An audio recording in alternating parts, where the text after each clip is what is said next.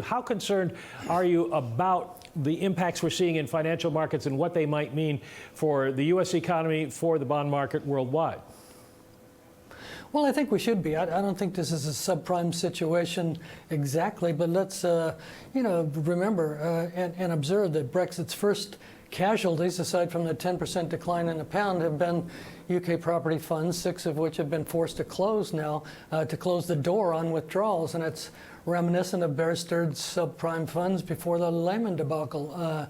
The property fund sector in the UK totals about 25 billion, about 25% of which are now closed. And so, this is an indication of illiquidity in the system.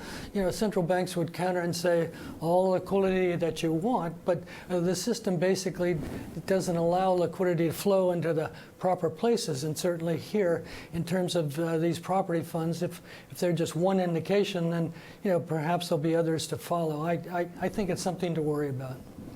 Well, do you worry about it in the sense of Lehman-like counterparty problems going forward, or is this largely just a concern by people about media reports that their property prices are going to be worth less?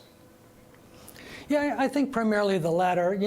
I wouldn't go as far as counterparties in Lehman. We know that, the structure is substantially different than it was in 2008 and 2009, and the banks and counterparties are, better capitalized. So I don't go that far, but I do suggest that, yes, in property funds in the UK and actually in mutual funds in the United States, that they're treated, basically as money market funds, that individuals look at them as something that they can have their money the next day. Well, in this particular case, and certainly it's obvious that if property can't be sold, within a 1, 2, or 3 day time frame, and if funds don't have enough cash, then they have liquidity problems. I don't think that's the same situation with mutual funds, but there are indications in situations where high yield funds or private equity funds, where investors treat them as, sort of like an ATM.